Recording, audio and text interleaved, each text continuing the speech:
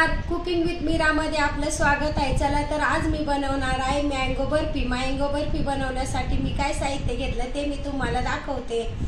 दोन मी ओले नारळ घेतले, त्याची पाट काढून आहे ना खोबरं आहे ना मिक्सरला बारीक करून घेतलं। 3 आंब्याचा आहे ना रस करून घेतला, साखर, काजू बदामाचे तुकडे आणि तूप। कढई आपण आहे ना गरम व्हायला ठेवली, त्यात आहे ना थोडंसं तूप टाकू। हे आपल्याला सगळं ओलं नारळ आहे ना कढईमध्ये टाकून घ्यायचं। साखर,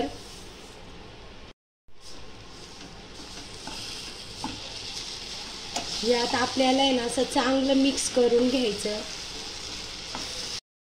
हे बघा आपली साखर आहे ना चांगली वितळली आणि हे आहे ना खोबरं आणि आंबा आहे ना चांगला असा मिक्स करून घेतला आणि छान असं शिजत आलंय आपलं। हे ना असं एकसारखं असं मस्त आपल्याला शिजून घ्यायचं।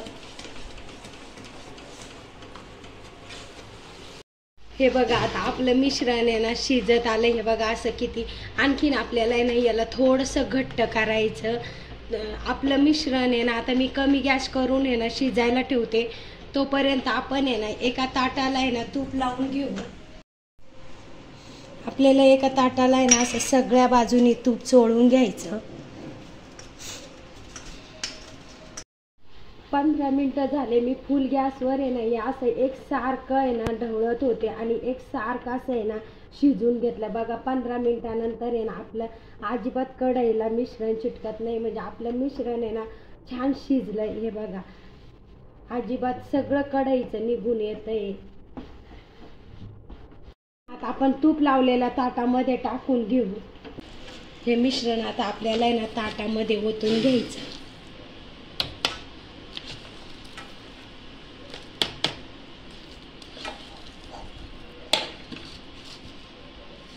तर आपल्याला आहे ना हे असं एकसारखं पसरून घ्यायचं।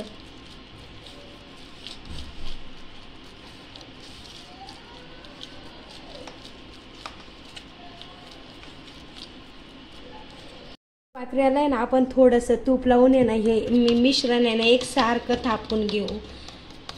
फुलपात्र्याला आपण तूप लावलं ना मग मिश्रण आहे ना आपल्या फुलपात्र्याला चिटकत नाही। बघा किती छान असं एकसारखं पसरल्या जातंय। आपण आहे ना कापून घेतलेले बदाम काजूचे तुकडे टाकून घेऊ।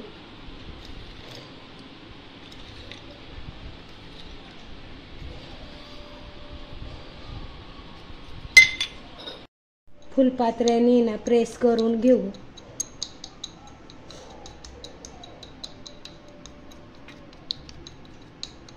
चला आता हे ना 1 तासासाठी आपण आहे ना सेट व्हायला ठेवू। नंतर 1 तासानंतर आहे ना वड्या पाडून घेऊ।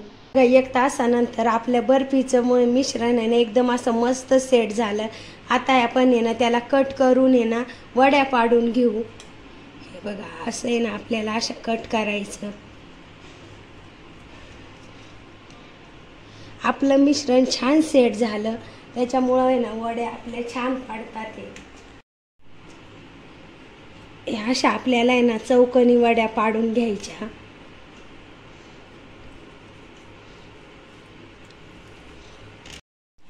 हे बघा मी ना आपल्याला आहे ना वडी काढून दाखवते। हे बघा आपली वडी किती छान निघते।